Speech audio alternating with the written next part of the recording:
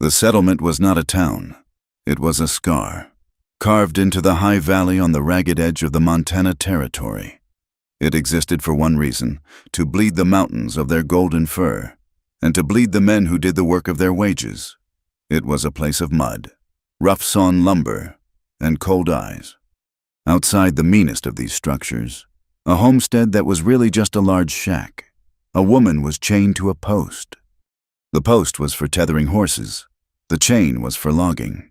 Both were now used to hold Lena. She had been there for 3 days, or maybe it was 4. Time had become a blur of cold and shame.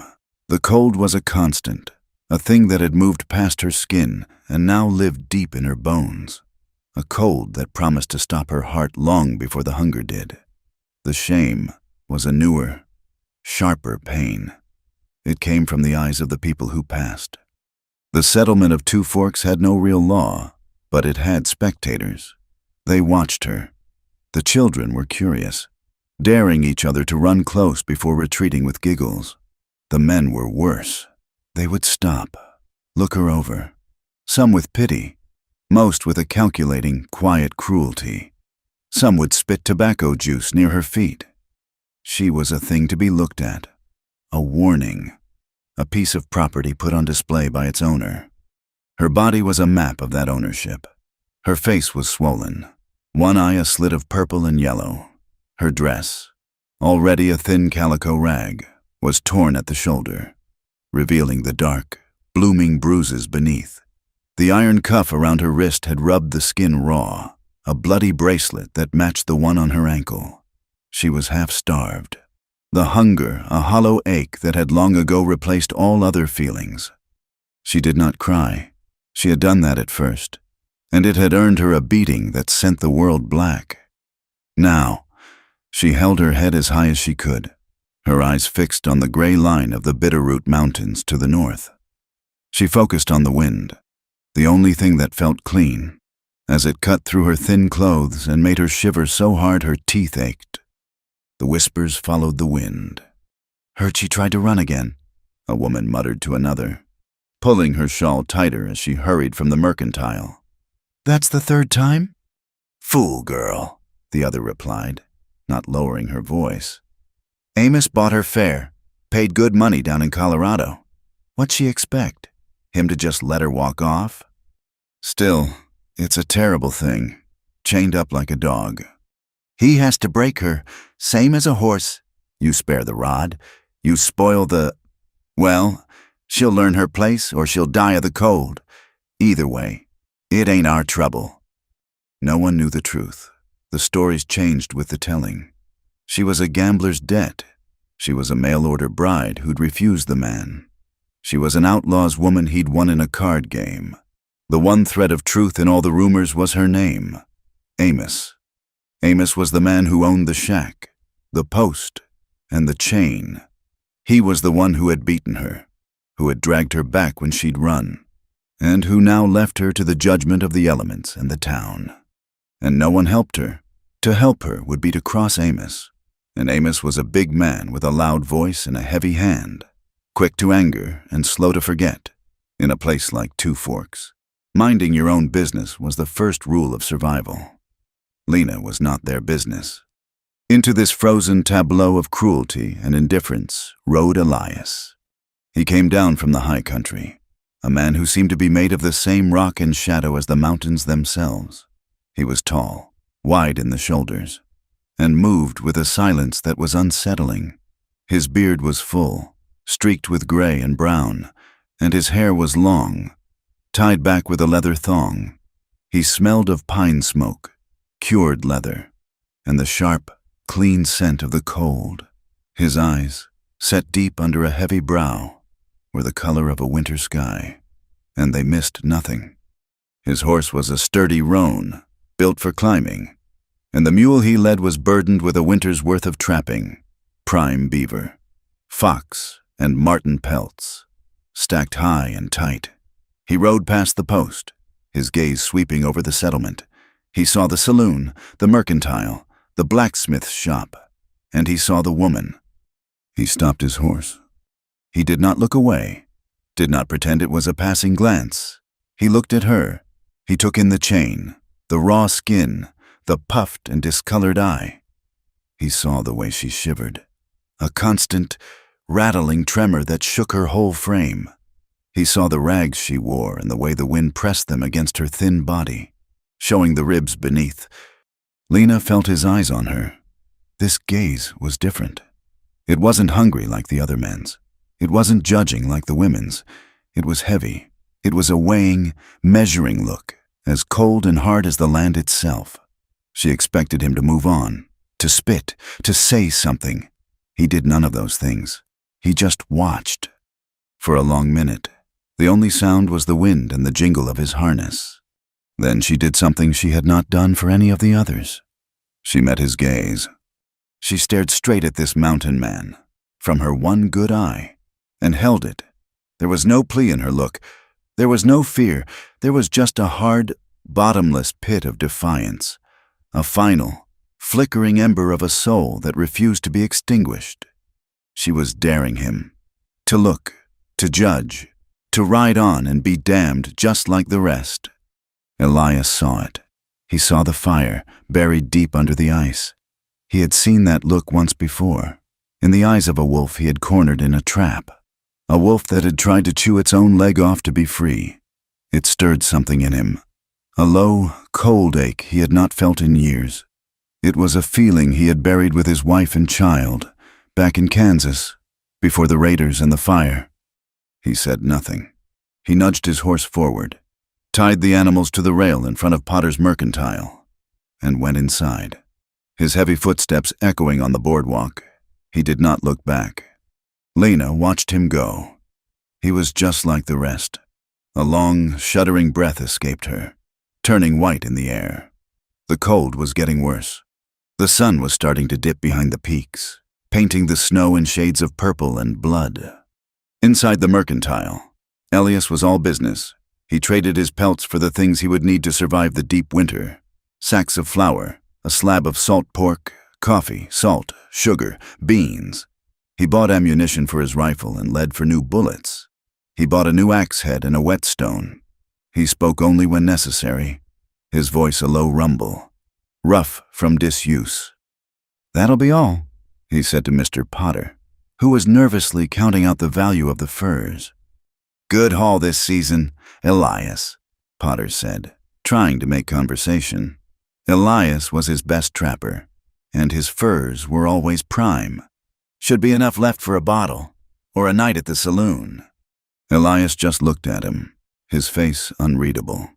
He slung a 100-pound sack of flour over one shoulder as if it were a coat, picked up the other bags, and walked out. He loaded the mule, his movements economical and precise. He worked with his back to the woman, but he was aware of her in every fiber of his being. He could hear the faint, metallic clink of the chain as she shivered. He finished his packing. He should ride out. The snow was starting to fall now, small, hard flakes that stung his cheeks. The trail up to his cabin was treacherous in a storm. He should go. He found himself walking toward the saloon. He did not want whiskey. He did not want company. But he knew, with a certainty that settled in his stomach like a stone, that he needed to know who the man was. The saloon was loud, hot, and smelled of stale beer, unwashed bodies, and despair. A tinny piano was being abused in the corner. Elias pushed through the doors and the room quieted for a half-second. The townsmen and miners saw him, marked him as a man of the mountains, and dismissed him. He was no threat to their games, no competition for the painted, tired-looking woman at the bar. Elias moved to the end of the bar, in the shadows, and ordered a whiskey. He did not drink it. He held the glass, its warmth a small, insignificant thing in his calloused hand, and he listened. It did not take long. "Another drink for Amos," a large, booming voice declared. "And for any man who'll drink to me." A chorus of cheers went up from a table in the center. Elias turned his head, just enough. He saw the man, Amos. He was big, bigger than Elias, but it was a soft, fleshy bigness. He had a red, blotchy face, a thick, tangled beard, and small, piggy eyes. He was drunk, flush with arrogance and cheap whiskey. "You showed her, Amos!" One of the men at his table slurred, raising his glass. "Damn right, I showed her," Amos bellowed, slamming his fist on the table so hard the glasses jumped. "That one, she's got a mean streak, a wild streak. Thought she could just run off. Thought she was too good for me." He laughed, a wet, ugly sound. "She ain't too good for nothing now. She's learned, I broke her. Boys, I broke her like a wild Mustang." He took a long pull from his bottle. "She thought she was free. Nobody's free. Not when I pay good coin for 'em. She's property. And you gotta be firm with property. Or it gets ideas." Another round of laughter. In the corner, Elias's hand tightened on his glass. He felt the old, familiar rage, the one he had thought was long dead. It was a white-hot thing, a fire that started in his belly and rose up his throat, tasting of ash and blood. He remembered the smell of his burning homestead. He remembered finding what was left of his wife, Sarah, and his little girl, May. He had hunted those men down, one by one, and he had not been merciful. It had emptied him. It had driven him up here, to the high, lonely places where the only thing to kill was his supper, and the only one to talk to was himself. He had sworn off the world of men. He had sworn off its casual brutality, its pointless, stupid violence. He looked at Amos, who was now telling a filthy story to his snickering friends. He thought of the woman outside. He thought of her defiant eye. He set the glass down on the bar, the whiskey untouched. He laid a coin beside it and turned. He walked out of the saloon, the blast of hot, foul air following him into the night. The snow was falling thick and fast now, a curtain of white that muffled all sound and turned Two Forks into a ghost town. The wind was high, howling down from the peaks. A blizzard. Elias stood by his horse. He should ride. He should ride hard and get to the high pass before the snow made it impossible. He had his supplies. He could hole up in his cabin for 6 months. And by spring, the woman at the post would be nothing but a frozen memory, a pile of bones for the wolves. It was not his business. He put his hand on his horse's neck. The animal was restless, eager to be moving, to be warm in its small stable. "I know, boy," Elias muttered. "It's a fool thing." He looked toward the shack. It was dark. Amos was still at the saloon, drinking himself into a stupor. He would be there for hours, but she would not. She would be dead by morning. The cold was a patient killer. He pulled his hat down low, untied his horse, and led it, with the mule, into the dark alley between the mercantile and the blacksmith's. He tethered them there, where they were out of the worst of the wind. From his saddle, he took 2 things, a long coil of rope and the new hand axe. He moved through the snow like a shadow. He was not a town man, but he was a hunter. He knew how to be silent, how to blend with the darkness. The wind covered the sound of his boots crunching in the fresh snow. He reached the post. Lena was barely conscious. She was slumped against the wood, the chain holding her up. She had tried to huddle into herself, but the shivering was so violent it had exhausted her. She was in the place between worlds, a gray, numb fog where she no longer felt the cold, only a deep, profound tiredness. She dreamed of her mother's kitchen, of the smell of baking bread. Then a shadow fell over her. She flinched, a small, animal sound escaping her throat. "No, Amos, please." The shadow did not speak. It was not Amos. This man was quieter, more solid. He knelt in front of her. She saw the glint of steel. A knife. She shut her eyes, waiting for the cut. Elias ignored her. He examined the lock on the chain. It was a heavy, rust-caked thing. He could pick it, given time. He did not have time. He stood up. He put his foot against the post for leverage, placed the blade of the hand axe against the main link of the chain near the lock, and struck the back of the axe head with his gloved fist. It was a test. The iron was old, brittle from the cold. He raised the axe. Lena cringed. He brought it down, not on her, but on the lock itself. The sound was sharp, a high-pitched crack that shattered the night's silence. The lock held. He struck it again, a heavier, more certain blow. The metal shrieked and splintered. He struck it a third time, with all his weight and all his focused rage. The lock burst open, the chain falling free with a heavy clank. Lena, her support gone, crumpled forward into the snow. Before she could land, Elias had her. He scooped her up as if she weighed nothing. She was a bundle of bones and rags in his arms. She was terrified, but she was too weak to fight. Her mind was a fog of fear. Rescued or claimed? A new owner? "Please," she whispered, her voice a dry rasp. "Water." "Quiet now," he said. It was the first time she had heard his voice. It was deep, like stones rubbing together. "We're leaving." He carried her to the alley. He did not have time to be gentle. He set her on her feet, and she collapsed against the horse. He held her up with one hand, and with the other. He unstrapped his bedroll. He wrapped her in the first wool blanket, then a second.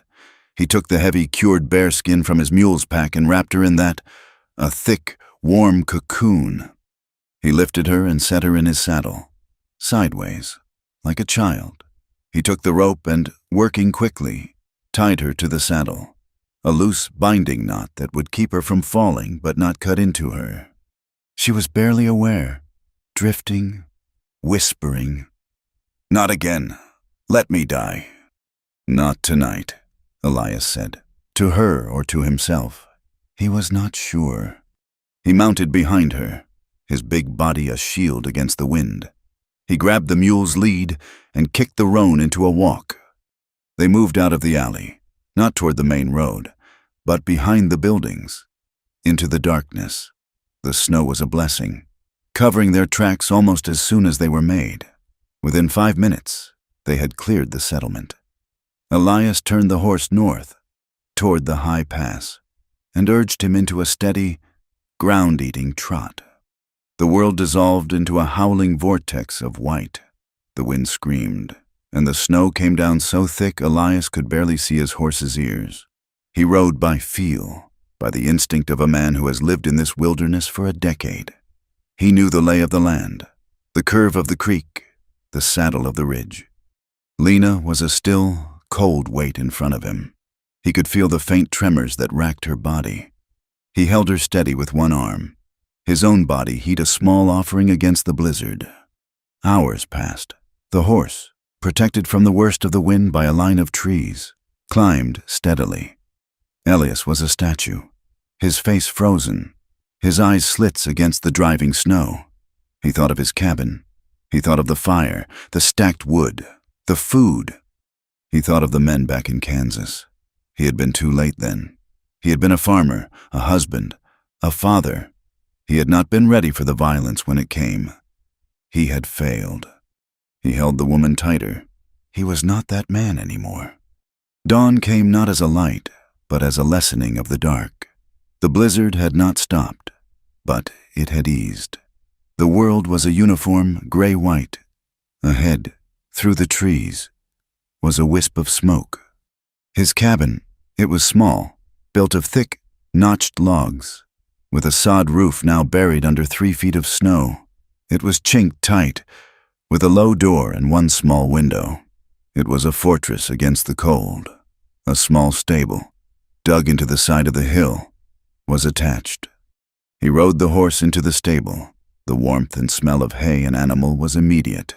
He dismounted, his legs stiff and aching. He cut the ropes that held Lena, and gently, he lifted her down. She was a dead weight, her head lolling back. Her eyes were closed. He carried her from the stable, through the short, snow-dug tunnel, and kicked open the cabin door. The warmth hit them. A low fire was burning in the large stone fireplace that took up one whole wall. He had banked it well. The cabin was one room, clean and spare. A cot on one side, a rough-hewn table and 2 stools. Shelves held dried herbs, jars of preserves, and books. Furs were piled on the floor. He carried her to the pile of furs nearest the fire and laid her down. She was still wrapped in the blankets, a frozen, still cocoon. He did not stop. He stoked the fire, adding logs until it was a roaring blaze. He filled a kettle with water from a bucket and set it on the hob. He lit a lantern, though the gray light was now filtering through the window. He went back to Lena. He unwrapped the bearskin, stiff with ice. He unwrapped the wool blankets. She was curled in a tight ball, shivering violently. Her old dress was frozen stiff. "Gotta get these off," he said, his voice quiet. She did not respond, just shivered. He took his knife. He did not try to unbutton the rags. He simply inserted the blade and cut the frozen calico from her, splitting it up the back. He cut away the rags from her feet.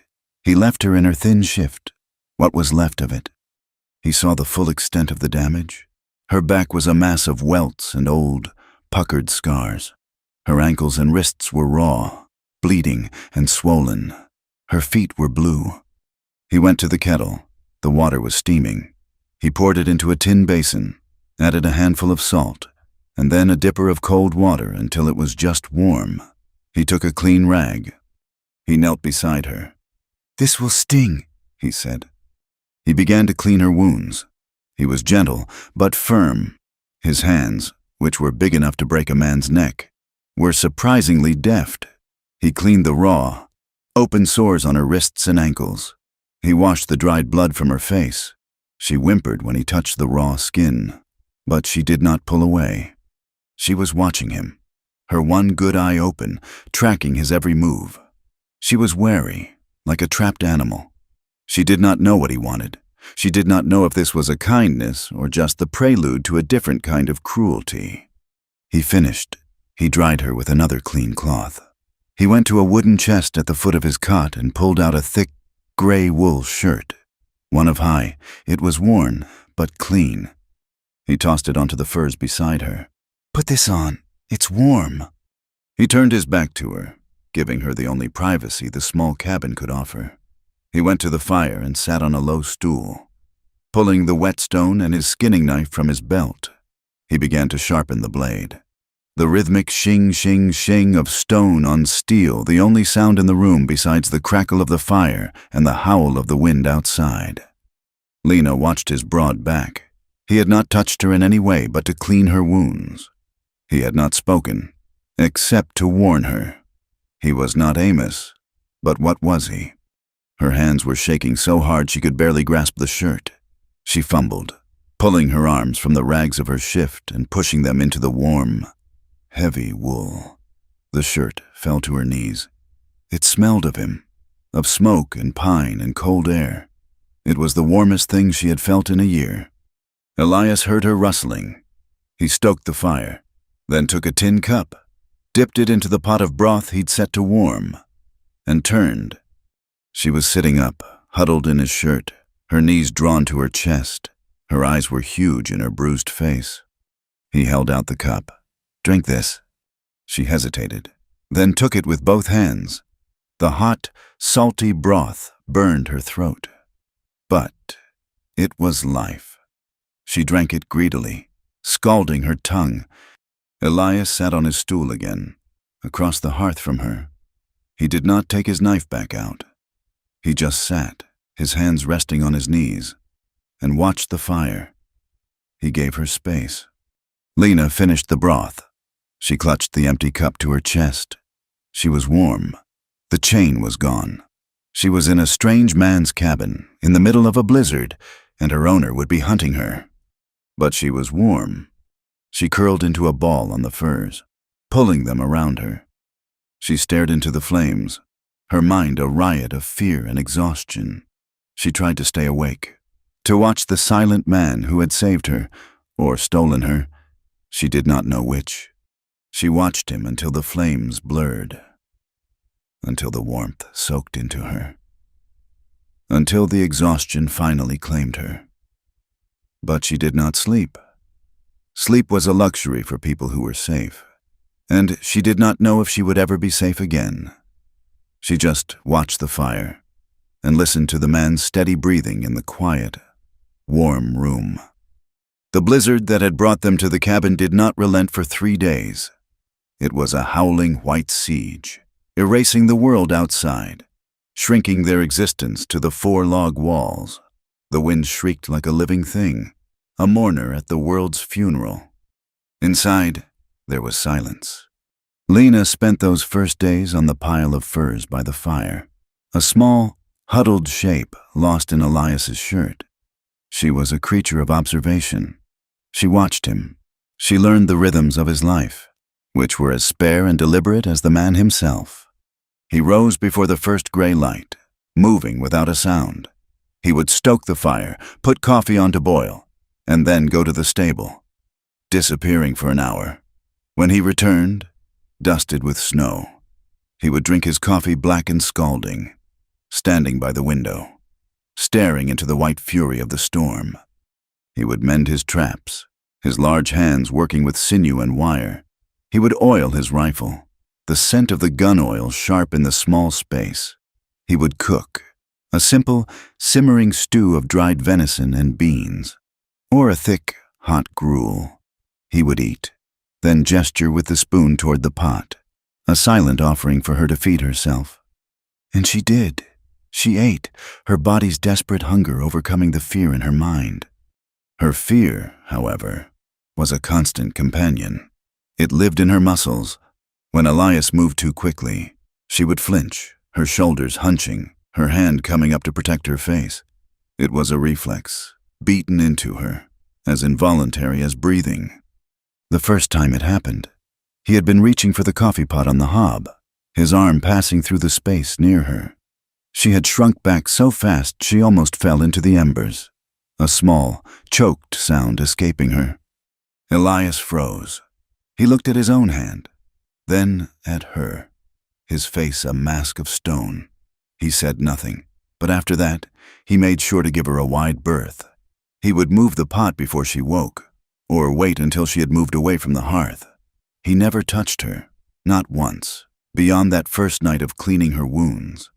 He was a silent, distant presence, a guardian or a jailer. She could not tell. On the 4th day, the wind died. The silence that fell was almost as loud as the storm had been. Lena felt it press against her. She had been healed. She had been fed. She was strong enough now to feel the weight of her uncertainty. He was outside, shoveling a path to the stable. She watched him through the small, clean square of the window. He was powerful, his movements economical, the snow flying from his shovel. He was not like Amos. Amos was loud and soft, and his violence was hot and unpredictable. This man was quiet and hard, and his strength seemed to be held in a tight, cold reserve. She needed to know. When he came back inside, stamping the snow from his boots, she was standing. It was the first time she had stood to face him. Her voice was a dry croak, unused. Why? He stopped, his heavy coat halfway off. He looked at her. He thought she meant the shovel, the path. Stable roof needed clearing. Weight of the snow. No. She took a breath, the cold air still clinging to him, stinging her lungs. Why me? In town? Why take me? Elias pulled the coat from his shoulders and hung it on a peg. He turned his back to her, busying himself with the fire, adding a log, poking the embers. He was a long time answering. Lena thought he would not, that he would dismiss her, as he did everything. He stopped poking the fire, but kept his back to her. His voice was a low rumble, devoid of any feeling. Because no one else was going to. He said it like it was the simplest, most obvious thing in the world. A fact, like the snow was white or the fire was hot. He did not say it to be kind. He said it because it was the truth. He sat on his stool, picked up a trap, and began to test the spring. The conversation was over. Lena sat back down on the furs, because no one else was going to. It was not the answer she expected. It was not a claim of ownership. It was not a boast of heroism. It was an absence of help from anyone else. filled by this one silent man. It settled in her, a strange, small seed of something she could not name. That night, she watched him as he sat by the fire.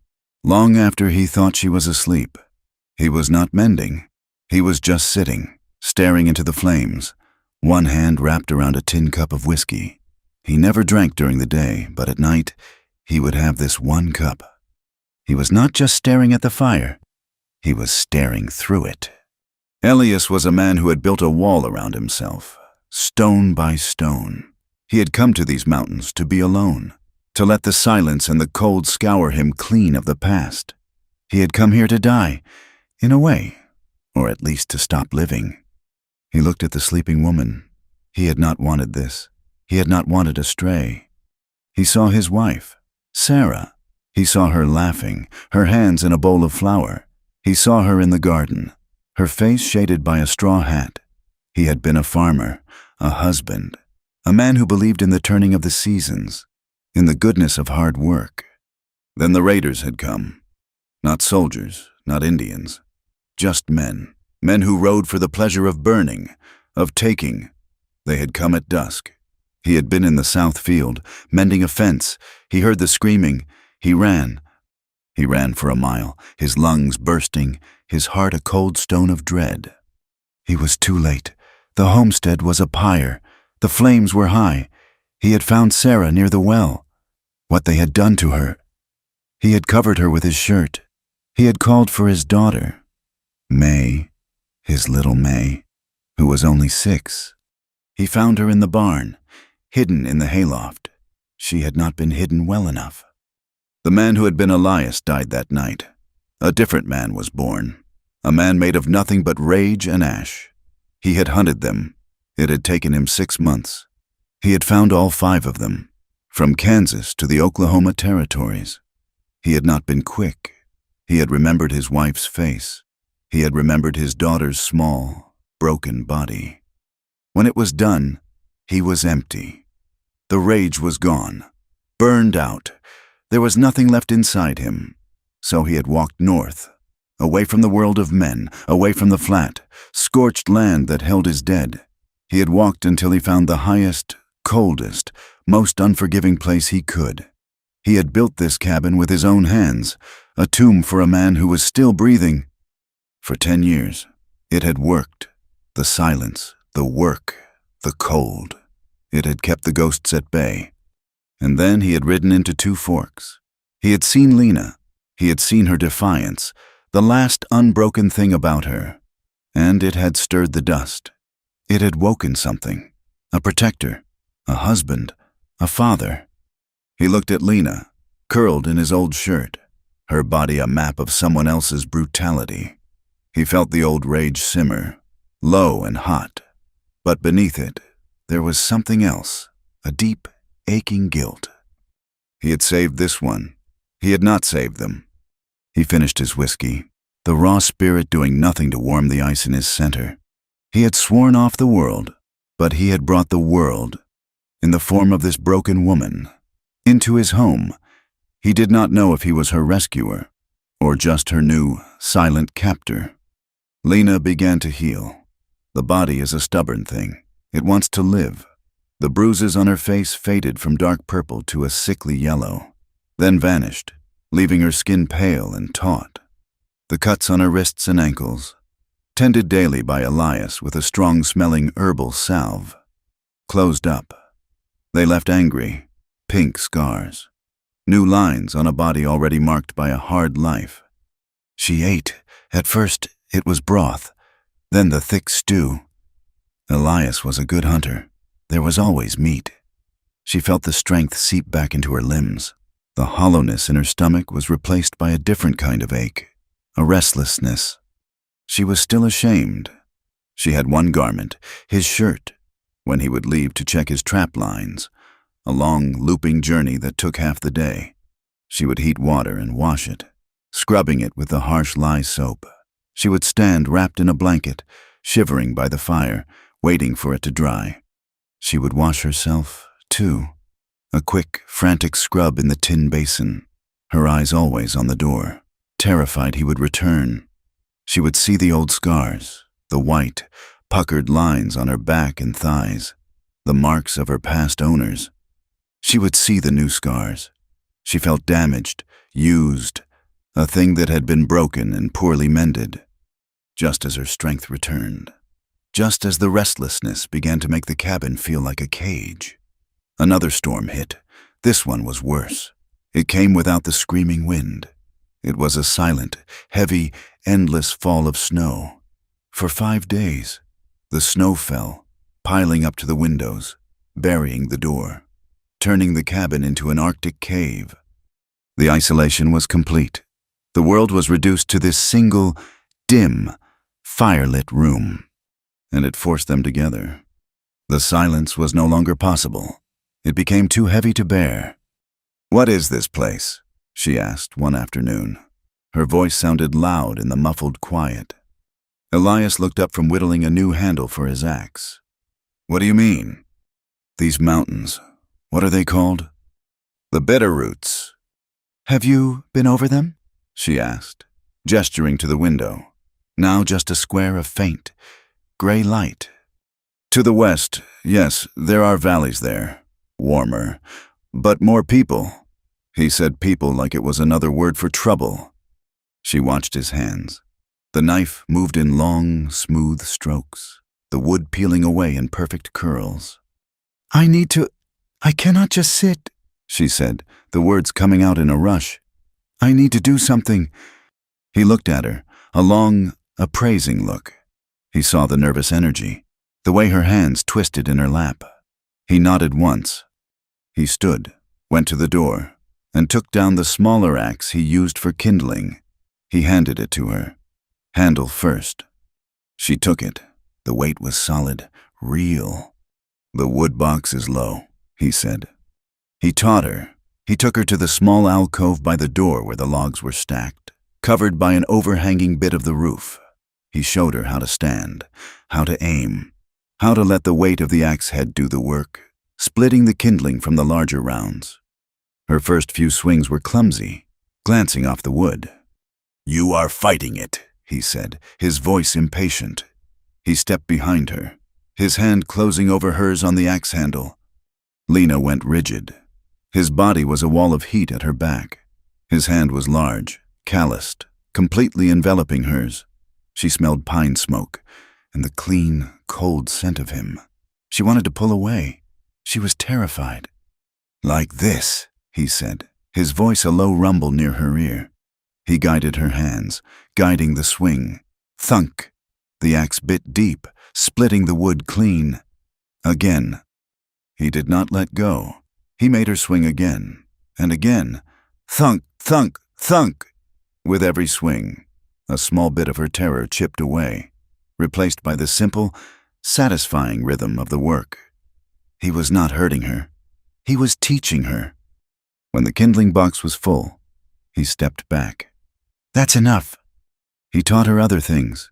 He took her to the stable, a warm, dim place that smelled of hay and animal musk.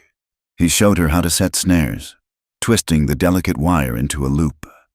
"For rabbits," he said, showing her where to place it in a run. "You find their path. You set it. You wait." He taught her to read the snow. "See here," he pointed. "These are deer tracks. They are moving south, to the lower valley. These are wolf." She looked at the large paw prints and shivered. "They will not bother the cabin," he said. "Not with the smoke." He was giving her survival. He was giving her work. He was giving her something other than her own dark thoughts to fill the day.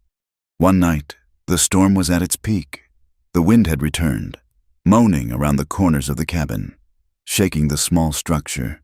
They had eaten their stew. The fire was roaring. Lena sat on the furs, stitching one of his shirts, the needle clumsy in her scarred fingers. He was cleaning his rifle, the familiar ritual, the smell of gun oil. She had been thinking all day. His quiet teaching, his respect for her space. It had loosened something in her, the stones over the well of her memory. She said, her voice barely a whisper. The rifle cleaning stopped. The man, Amos, he was not the first. Elias did not move. He did not look at her. He just listened. His stillness was an invitation. My family, my PA and Ma, they died of the fever, on the prairie, in Illinois. I was 14. She did not look at him, either. She looked at the fire. My uncle took me in, Uncle Silas. He had a farm. He had a hard winter, lost his crop, lost his wife to the same fever. He drank. She paused, her breath hitching. He lost the farm to a man in a card game, but he still had me. He sold me. The word hung in the air, ugly and sharp. He sold me to a freight man, heading west, sold me for $50 and a mule. She was pulling the thread so tight it was cutting into her fingers. I was property. That's what the man said. I tried to run. He taught me not to. When he got to Denver, he lost me in a card game. To a miner, the miner. He passed me to another man. I have been passed around, like a skin, like a sack of flour. She was shaking. Amos, he was the first one to use a chain. He liked people to see. He said it showed them he was a man of substance, to own a thing and to break it. The cabin was silent. The only sound was the fire and the high, thin wail of the wind. Lena was braced for a reaction, for disgust, for pity, for him to say she was soiled. Elias slowly, deliberately, began to reassemble his rifle. The metallic clicks were sharp, precise. He finished, laying the gun aside. He stood up. Lena flinched, drawing back. He did not come toward her. He went to the pot hanging on the hob. He ladled steaming water into a tin cup, adding a pinch of dried herbs and pine needles from a pouch. He walked over to her. He was a large shadow, blocking the firelight. She looked up at him, her eyes wide with fear. He held out the cup. She looked at it, confused. Tea, he said. His voice was flat. She took it, her hands trembling so hard the cup rattled. He said nothing else. He just handed her the tea and went back to his stool. He sat, picked up a piece of wood, and began to whittling, as if she had just remarked on the weather. He had not spoken. He had not judged. He had not offered comfort. He had just listened. He had heard the worst of her, and he had not cast her out. He had given her tea. She drank, the hot, bitter liquid scalding her throat, and for the first time in her life, she felt heard. That night, her sleep was deep and heavy, but it was not peaceful. She dreamt. She was at the post. The chain was cold, biting into her skin. Amos was there, his face red, his mouth open in a silent laugh. The wind was screaming. Then the dream shifted. The chain was gone. She was warm. A strong arm was around her, holding her. She was not cold. She was not afraid. She felt safe, a feeling so foreign it was almost painful. She leaned into the solid warmth, into the dark, and sighed, a deep, shuddering breath of relief. She woke with a gasp. She was alone. The cabin was dark. The fire burned down to a bed of glowing orange embers. She was in the fur pile, wrapped in blankets, but her face was wet. She was crying. Not loud, broken sobs, but silent, hot tears that ran from the corners of her eyes into her hair. She did not know why she was crying, for the terror of the dream, or for the loss of the comfort she had felt in it. The next morning, the world was transformed. The storm had broken, leaving behind a world of blinding white. The sun was out, brilliant on the new snow. It was beautiful and terrible. Elias had gone out early to clear the stable roof and check his snares. Lena woke, the cabin empty, the sun streaming in.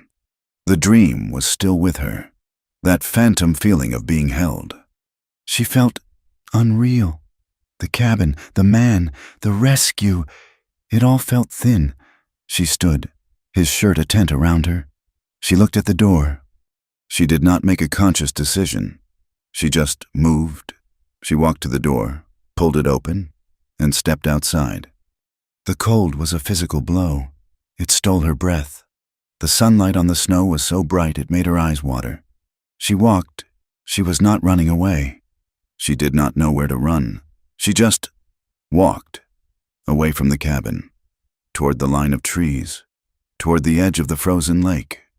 She stopped and stood, staring at the jagged snow-covered peaks of the bitterroots.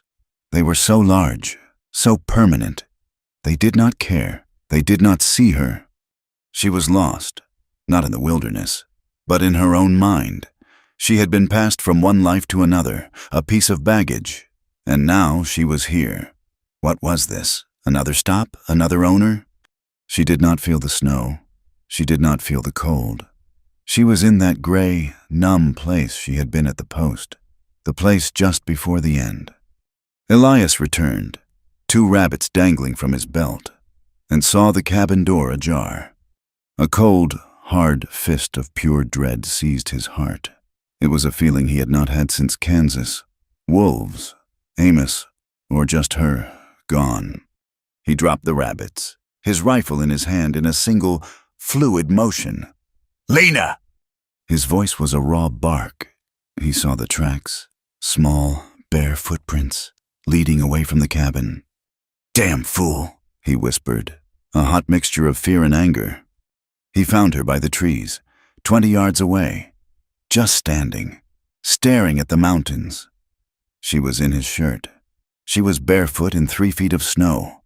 Lena, he said again, his voice softer this time. She did not move, did not turn.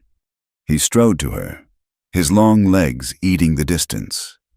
He did not ask what she was doing. He did not scold her. He simply did what was necessary. He scooped her up, one arm under her knees, the other around her back. She made a small, startled sound, like a bird, as the world broke in on her. She was light, but not as light as she had been. He carried her back to the cabin, his boots crunching deep.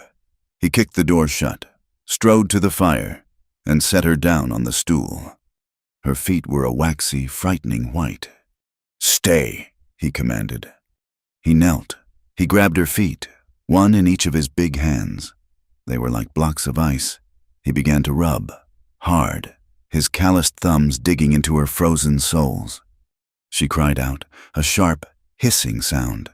The feeling was agony, 1,000 hot needles. She tried to pull away. "No, it hurts!" Stay still, he ordered, his grip like a steel trap. "Or you lose them. You want to live. You stay still." He did not stop. He rubbed, forcing the life, the blood, the pain, back into her. He rubbed until the waxy white turned to a blotchy, angry red. He wrapped her feet in a dry blanket, then took another one from his cot and wrapped it around her shoulders, tucking it in tight, as if she were a child. He was still kneeling before her. She was trembling, great, racking shivers, but not from cold. She looked down at him, at this rough, silent man who had just forced agonizing life back into her. His head was bent. He was breathing hard. Her hair, tangled and wild from sleep, had fallen across her face. A damp strand clung to her cheek. Elias looked up.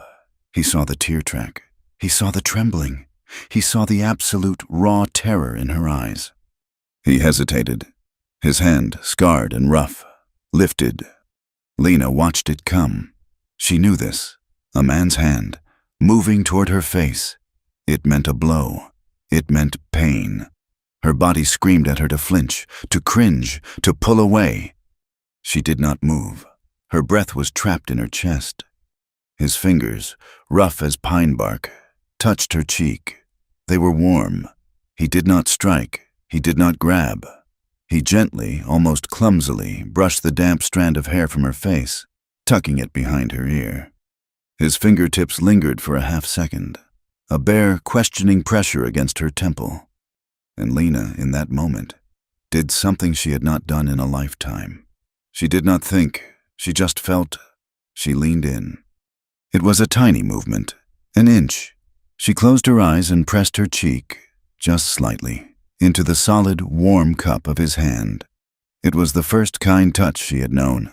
It was water. It was bread. It was air. The silence in the cabin was absolute. There was only the sound of the fire and two people breathing. Then, the reality of it struck her like a physical blow. What she had done, what she had admitted, what she wanted. She pulled back, her eyes flying open, as if she'd been burned. She was breathless, her heart hammering. The hope that flooded her was more terrifying than any beating. Elias snatched his hand back, as if his fingers had been caught in a trap. He stood up abruptly, his face a thundercloud, unreadable and dark. He turned away from her, grabbed his axe from the corner, and stalked out of the cabin, back into the bright, cold snow. Lena was left by the fire, her cheek tingling, her entire world undone. She heard the thwack, thwack, thwack of his axe splitting wood, a furious, desperate rhythm in the clean, silent air. The world began to melt. It did not happen all at once. It began with a sound. For weeks, the only noises had been the wind's howl and the crackle of the fire. Now, there was a new sound. Dripping.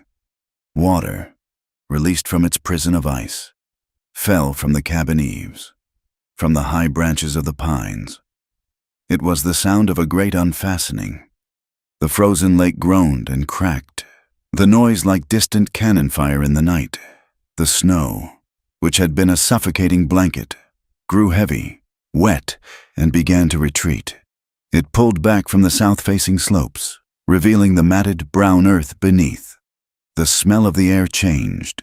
It was no longer the sharp, sterile scent of cold, but a rich, complex smell of damp soil, rotting needles, and the promise of new life. Spring had come to the bitter roots. With the thaw, the tension in the cabin changed, the awkwardness that had followed Lena leaning into his hand, and his abrupt retreat had settled between them like a sheet of ice. They had been polite, silent, careful, but as the world outside opened up, the cabin felt smaller, the silence thicker. The thaw demanded change. Lena felt it in her bones.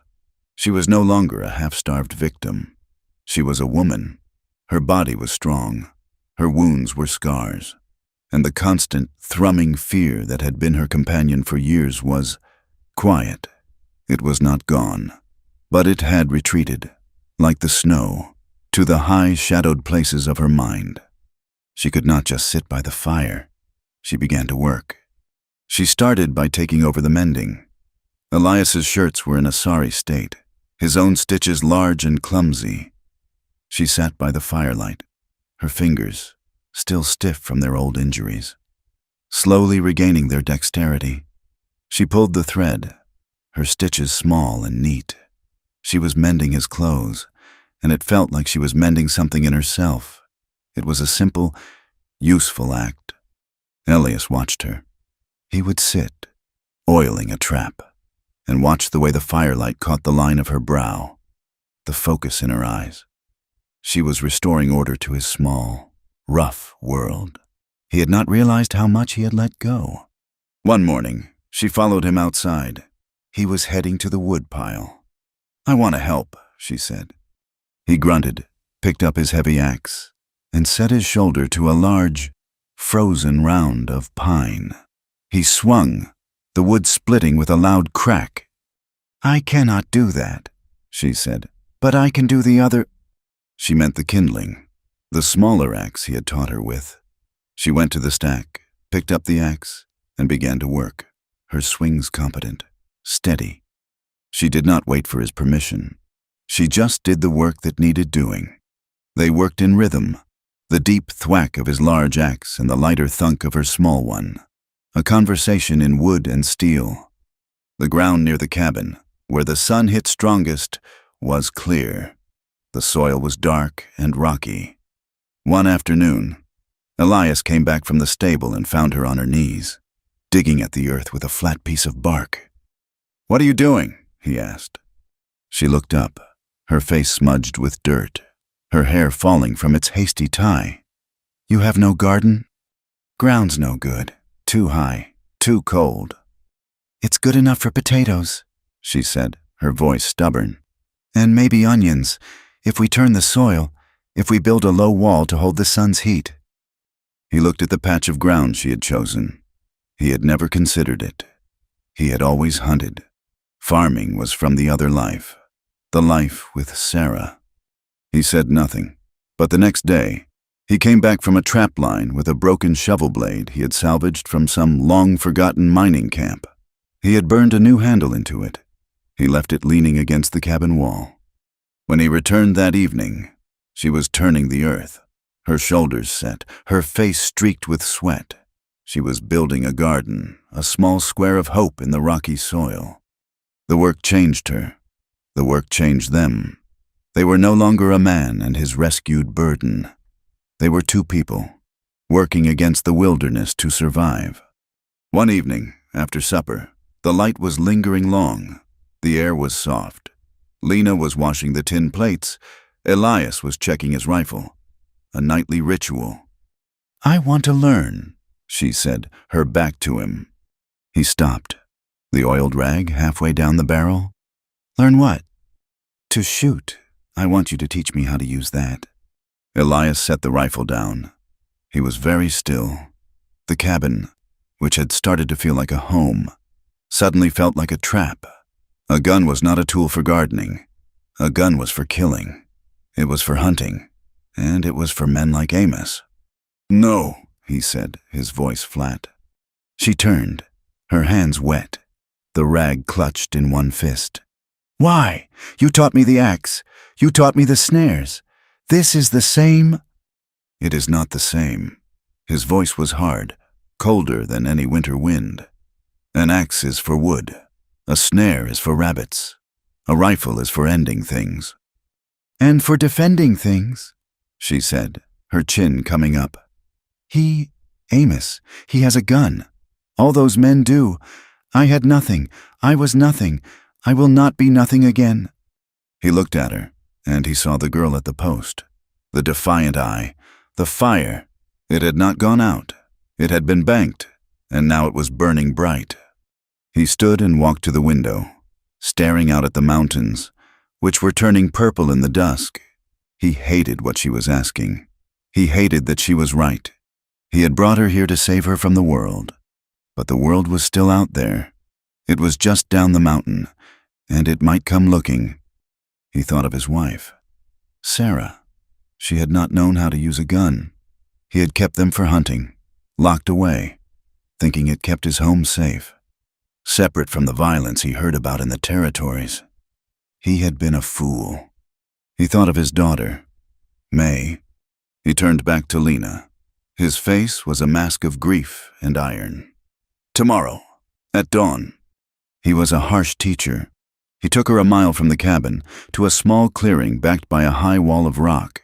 He did not want the sound of shooting near their home.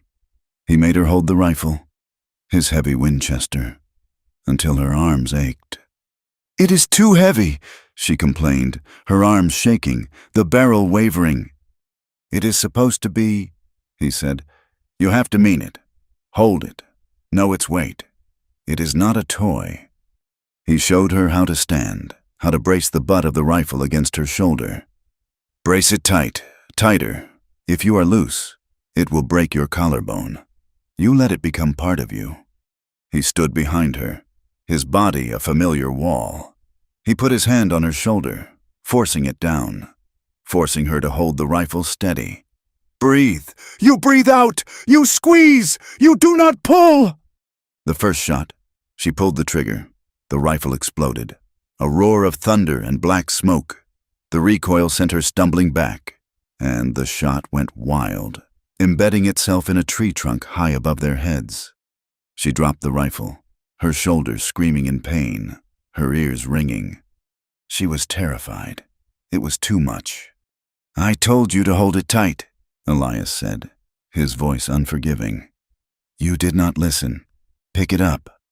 "I cannot." "Pick it up." She did, her hands shaking, anger and fear warring in her.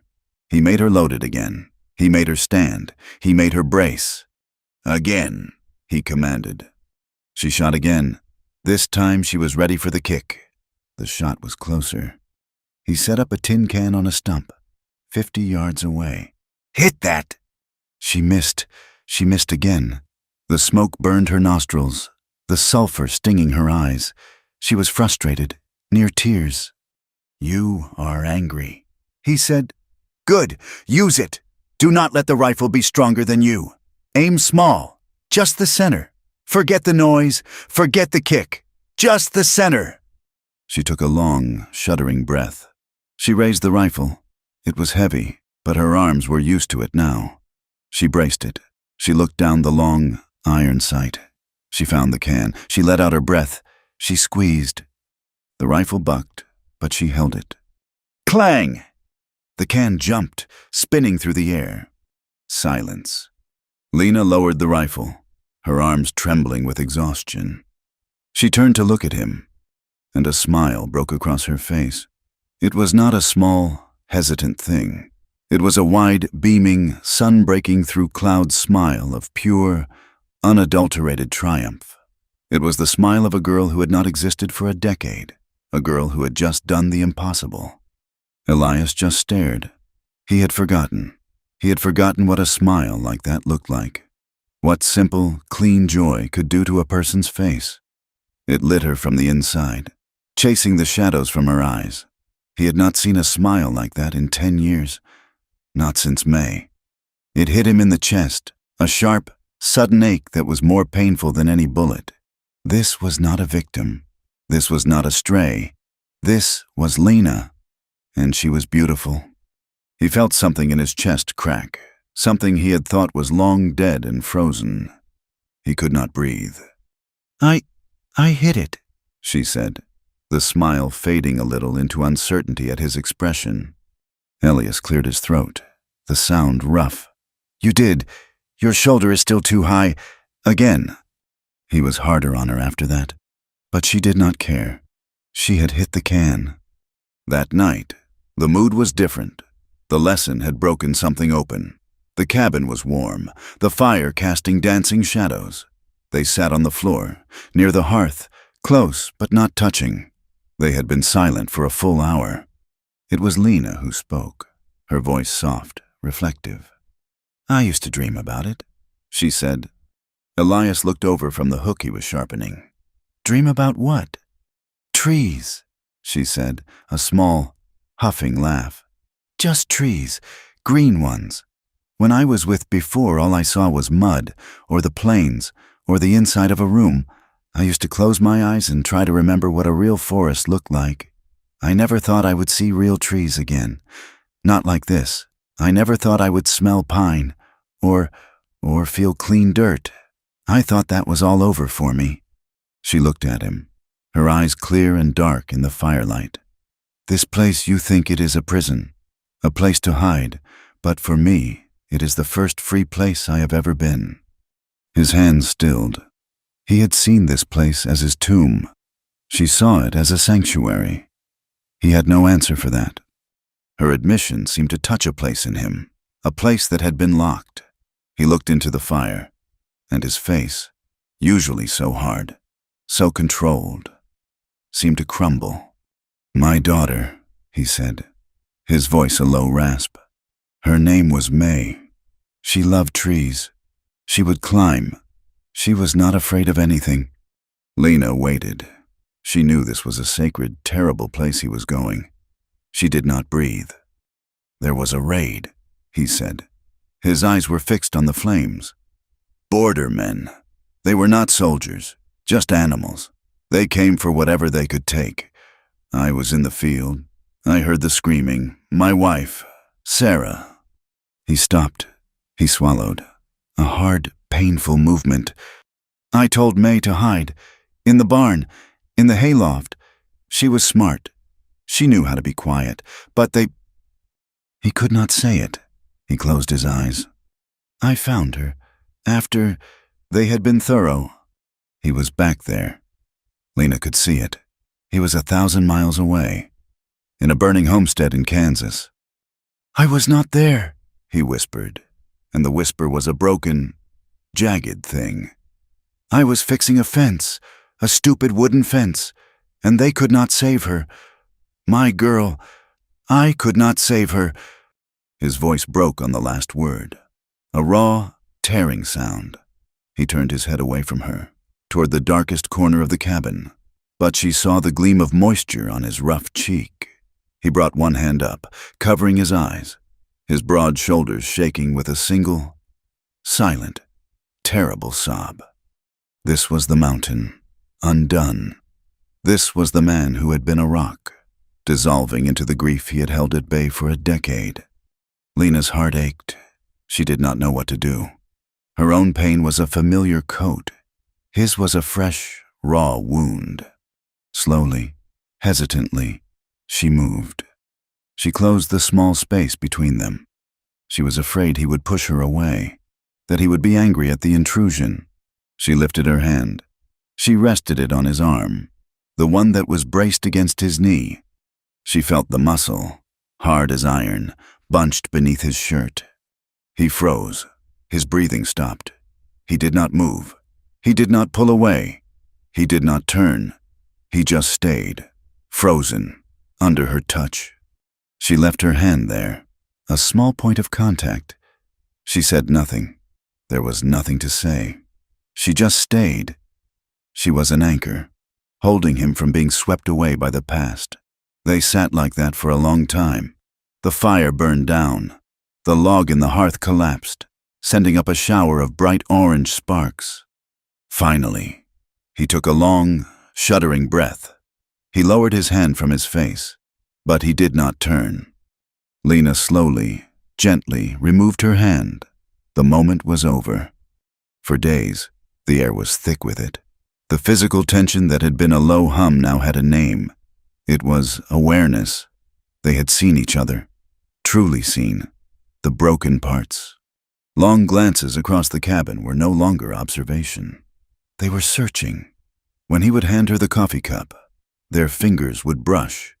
It was a jolt, like a static shock, and they would both pull back, their eyes meeting for a half-second before looking away. The cabin was too small. The air was too thin. One evening, Elias was outside, chopping the last of the big rounds before darkness fell. He worked with a fierce, focused energy, the axe rising and falling, the heavy thwack a drumbeat against the coming night. He was working off the restlessness, the feelings that were crowding him. Lena came to the cabin door. She did not say anything. She just watched him. He had taken off his outer shirt. He was in his linen undershirt, dark with sweat. It clung to his back, to his shoulders. She watched the muscles move under his skin, the power in the simple act of splitting wood. This was the man who had carried her. This was the man who had taught her. This was the man who had cried. She was not afraid of him. Not anymore. She was not afraid of his strength. She was drawn to it. She walked out of the cabin, her feet bare on the cool, damp earth. She walked up behind him. He did not hear her. He was lost in the work. She stopped, just behind him. She could feel the heat coming off his body. She could smell the sweat and the pine. She lifted her hand. This time, there was no hesitation. She laid her palm flat against the center of his back. Elias froze. The axe, mid-lift, stopped. He did not move a muscle. He did not breathe. He stood, poised, the axe heavy in his hands. Her hand was small and cool against his burning skin. It was not a touch of comfort. It was not a touch of gratitude. It was a touch that asked a question, a touch that claimed. He stayed frozen for a long second, then another, then, slowly, as if it weighed 1,000 pounds, he lowered the axe. He did not turn. Lena did not move her hand. That night, the silence in the cabin was unbearable. It was a living thing, a third person in the room. He sat on his stool, sharpening a knife that was already razor sharp. She sat on the furs, her hands knotted in her lap. Finally, she stood up. He watched her. She walked over to him, not to his side, but in front of him. She knelt on the floor, at his feet. She was eye level with his hands. He stopped sharpening the knife. She looked at his hands. They were scarred, the knuckles busted, the palms thick with calluses.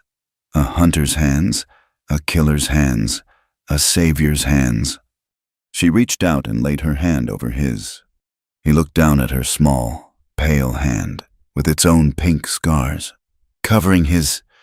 "I want to feel safe," she whispered, her voice so low it was almost lost to the fire. "With you." He looked at her, his eyes dark, searching. He did not understand. He had given her a fortress. He had taught her the rifle. What more could he do? "You already are," he said, his voice a gravelly rasp. "No," she said, looking up, meeting his gaze. "I mean, I want to feel all safe, not just from him, from everything. I want to not be afraid. When I am near you, when you look at me." He finally understood. She was not talking about Amos.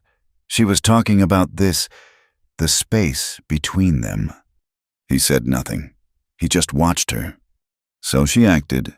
She leaned forward, still kneeling. She rose up, balanced on her knees, and she kissed him. It was slow. It was uncertain. Her lips were soft, and they tasted of the herbal tea she drank. It was a simple press of her mouth to his. It was a question. Elias did not move. He was a statue of stone. She pulled back, her eyes wide, afraid she had crossed a line, afraid she had read it all wrong. And then he moved. He dropped the knife. It clattered to the stone hearth. He put his hands, his big, rough hands, on her shoulders. He did not pull her. He did not push her. He just held her. He leaned in, and he kissed her back. It was not a kiss of hunger. It was not a kiss of passion. It was a kiss of acknowledgement. His beard was rough against her skin. His lips were firm and hesitant. It was clumsy and real, and it was the most honest thing that had ever happened to her. She sagged against him, her head falling to his shoulder, her hands clutching his shirt. He put his arms around her, pulling her from her knees onto his lap, holding her as if she were a child, and as if she were a woman, and as if she were the only other person in the world. They did not speak. There were no more words. They ended the night there, by the fire. He wrapped them both in the bearskin, and she curled against his chest, on his stool, her small body fitted to his. They were not lovers. Not yet. The scars, his and hers, were too deep for that to be simple. But they were no longer strangers. They were two broken pieces, two lonely souls, who had, in the deep, silent wilderness, found a way to fit together, and for the first time in 10 years. Elias did not dream of fire and death. He dreamed of nothing. He just slept. That first kiss, by the fire, had unfastened something. The small, careful spaces they had kept between them were gone. The cabin, which had been a shared shelter, became a home. It happened not in a rush, but in a slow, sweet, and steady deepening, like the thaw moving into the high country soil. The small touches came first. When he passed her in the narrow space between the cot and the table, his hand would rest on her back, just for a moment, a silent acknowledgement. When she handed him his cup of coffee in the morning, her fingers would linger on his, and he would not pull away. They were relearning a language they had both forgotten, a language of simple, kind contact. They began to cook together.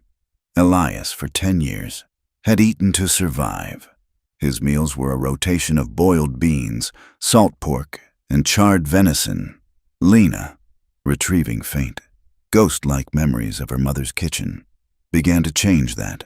She had found a patch of wild onions by the creek, and she added them to the stew. She took the flour he had kept for trade, and, with a bit of hoarded yeast, she made a heavy, rough bread. One evening, he watched her, her face flushed from the fire, her brow furrowed in concentration as she kneaded the dough. He had not smelled fresh bread in a decade. when she pulled the dense, golden-brown loaf from the Dutch oven. He looked at it, then at her, and she saw something in his eyes she had not seen before. Awe. It was just bread, but it was also civilization. It was a home. The sleeping arrangement changed by necessity. The fur pile, on the far side of the hearth, was a cold place. The fire's warmth did not reach it. One night, Elias, without a word, had taken her pile of furs and tossed them onto his cot. It was a wide cot, built by him, sturdy and large. She had hesitated, her heart hammering. "Floor's cold," he had muttered, his back to her, as if it were a matter of simple logistics. She had laid down, her body rigid, her back to him, leaving a wide, chaste space between them. She did not sleep, listening to the sound of his breathing, so close in the darkness. He did not move toward her. He simply existed, a solid, warm presence at her back. Slowly, night by night, the space had narrowed. The cold was a constant, practical force. They drifted toward each other's heat, an unconscious animal instinct.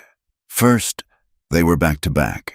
Then, she had woken one cold dawn, curled on her side, and he was curled behind her, his body a perfect, protective shield against the cabin's chill. Then came the morning. Lena woke not to the cold, or to the smell of coffee, but to a feeling of weight, a pleasant, solid, comforting weight. She was warm, deeply warm. She lay still, her mind in the soft, gray space between sleep and waking. Something was different. She opened her eyes. The light in the cabin was a pale, pearlescent gray. The fire was embers. She was on her side, facing the wall, and there was an arm draped across her waist. Her body went rigid. The old terror, the one she had lived with for a third of her life, seized her in a cold, brutal grip. A man's arm, in her bed, holding her down. She was about to cry out, to fight, to tear herself away. But the arm did not move. It was not a brutal grip. It was not a claim of ownership. The hand that rested on her hip was loose. His fingers relaxed. It was heavy. It was just there. She lay perfectly still, her heart hammering so hard she was sure it would wake him. She could feel his chest against her back, the slow, deep, rhythmic rise and fall of his breathing. He was sound asleep. This was not an act of possession. It was an unconscious drift, a seeking of comfort in the night. Slowly, carefully, she let the breath out of her lungs. The panic subsided, leaving a strange, vibrating new feeling in its place. She was held, not chained, not taken, just held. She examined the feeling. The arm was heavy. It was Elias. It was the man who had cleaned her wounds, who had taught her to shoot, who had cried in front of her. His arm, across her body, felt protective. It felt right. A small, quiet, secret thing happened. Lena smiled. It was not the big, beaming smile of triumph from the rifle practice. It was a slow, inner smile, a curve of her lips that was just for her. She felt safe, wholly, completely, deeply safe. She did not move. She did not dare break the spell. She lay there in the gray dawn, under the weight of his arm, and for the first time in her memory, she felt truly, perfectly, at peace. That morning, when he woke, he had found his arm around her. He had pulled it back as if burned, a look of sharp confusion on his face. But she had just looked at him, her eyes clear and calm, and his confusion had softened. The line was crossed. They were in this small, silent cabin. The days grew longer, warmer. The snow was gone, save for the high-shadowed places. The garden they had started became their shared obsession. They built a low wall of rock, salvaged from the scree slope, to hold the sun's heat. The work was back-breaking. They worked side by side. He would pry a large, buried stone from the earth, his muscles straining. She would be there, ready to help him roll it, her hands small and strong next to his. They were both stained with the same dark, rich soil. The intimacy, born in safety, now began to spark with a different kind of energy. The long, lingering days were matched by a new, restless tension in the evenings. The sun would set late, painting the peaks in impossible shades of purple and blood orange. The fire in the hearth was no longer a tool of survival, but a companion. They would sit, not on opposite sides of the room, but together on the floor, their backs against the cot. One night, she had been exhausted, her shoulders aching from hauling stones. She sat on the floor and leaned her head back against his knees. He had frozen, as he always did. She felt the tension in his legs. Then, his hand, hesitant and clumsy, had come to rest on her hair. His fingers, rough as bark, had gently, slowly begun to stroke. She had closed her eyes, a deep, shuddering sigh of pleasure escaping her. The kisses were no longer a single, hesitant question. They were a given. He would come in from checking his snares, the cool, twilight air clinging to him, and he would find her at the fire. He would put his hands on her shoulders, turn her, and kiss her, a hard, brief press of his mouth to hers. It was a grounding, a return, a claiming. She grew bolder. She was not a passive recipient of his quiet affection. She had, in this high, clean air, rediscovered her own will. One evening, he was on his stool, his head bent, mending a tear in his leather harness. She was restless, full of an energy she did not understand. She walked to him. He looked up, his eyes questioning. Without a word, she sat on his lap. He went rigid. She was impossibly light, yet a solid, real, and terrifying presence. He had not held a woman like this. Not since Sarah. He did not know what to do. Lena put her arms around his neck. She could feel the hard, panicked hammering of his heart against her breast. "You are warm," she whispered. A simple fact. She tugged, gently, at the leather thong that held his long hair, the one he had tied in place that morning. It was a playful, teasing gesture, a thing she had not done in a lifetime. He caught her hand, his grip hard, stopping her. "Lena!" His voice was a low, strained warning. "Elias?" she answered, her voice soft, but not afraid. Their eyes met. The space between them was electric, charged with a decade of his loneliness and a lifetime of her fear. And under it all, something new, desire. He kissed her.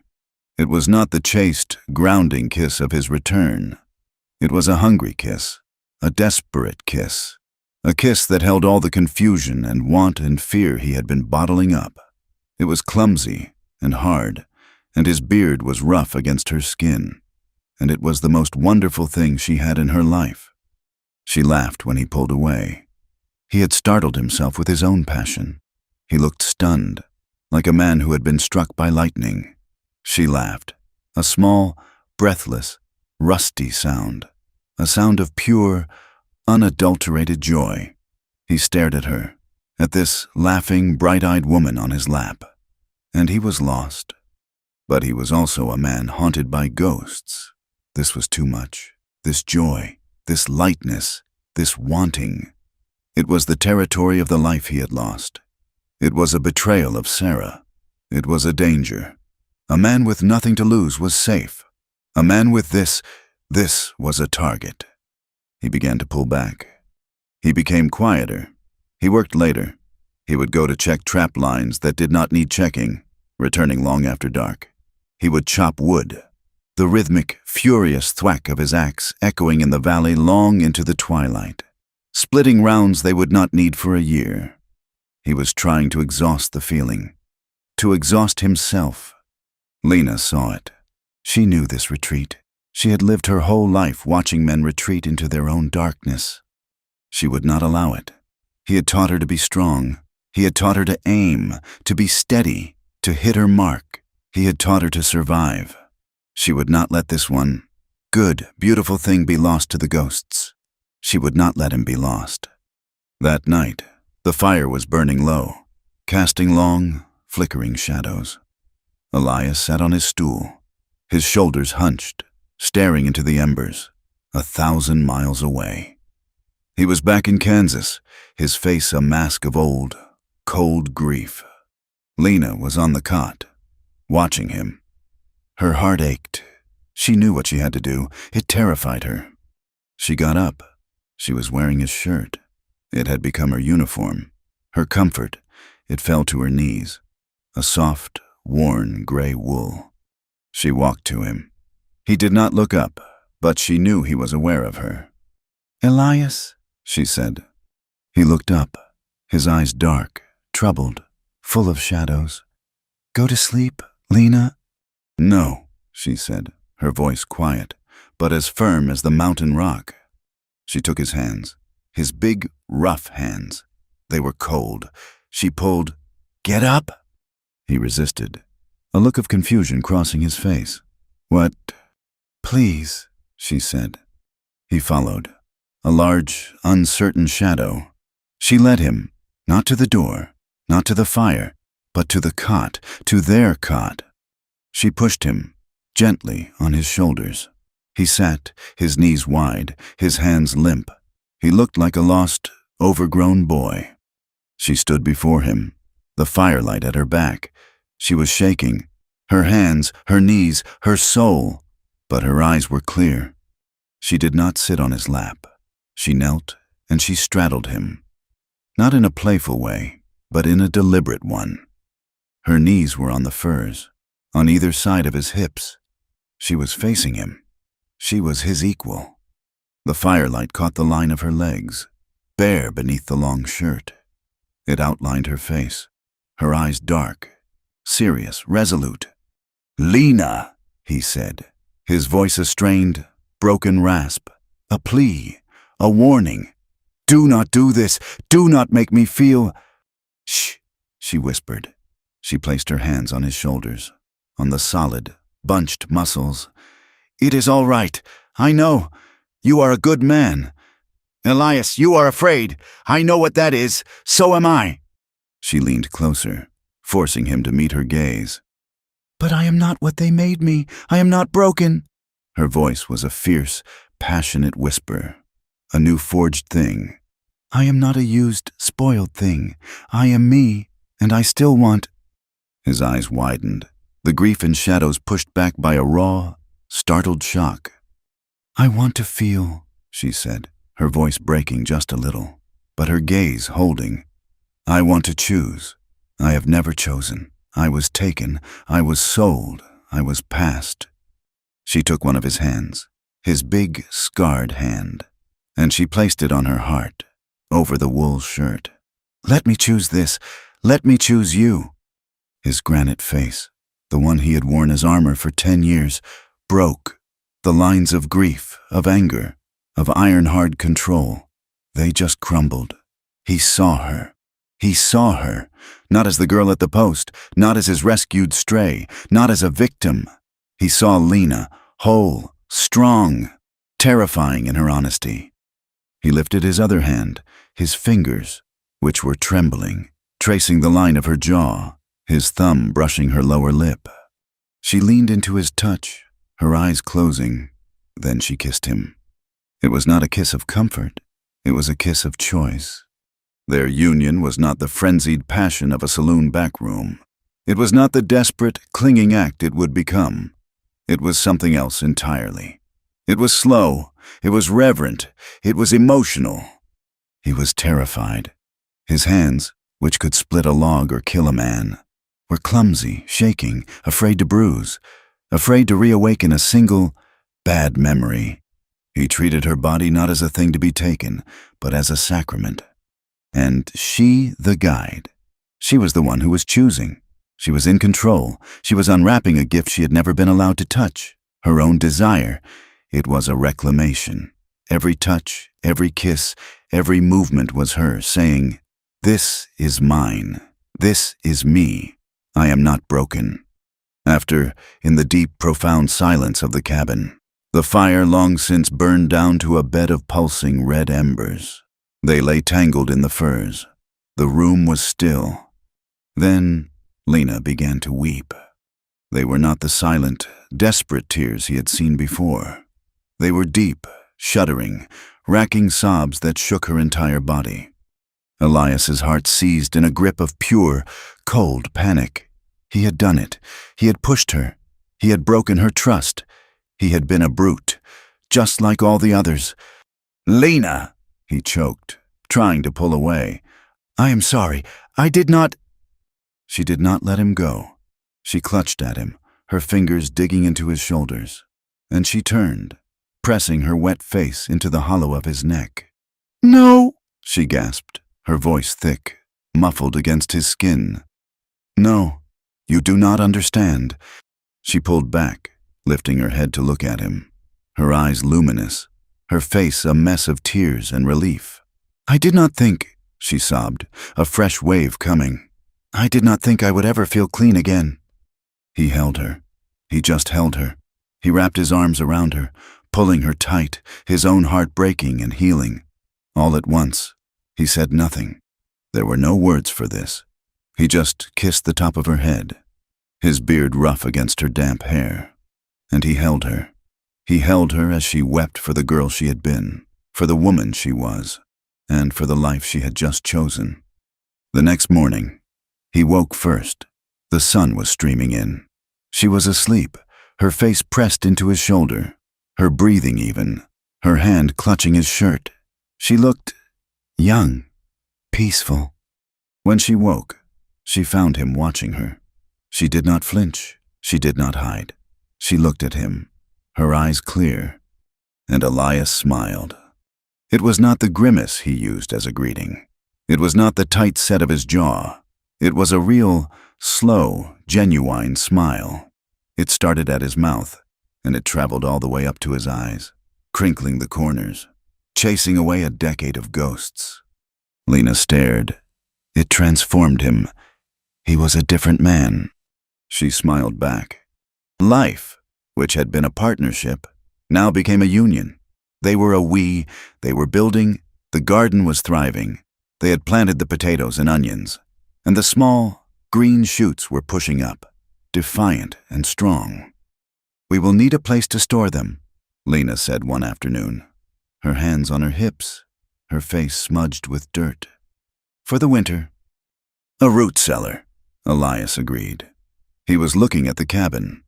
"Under the floor, by the hearth. The ground is dry."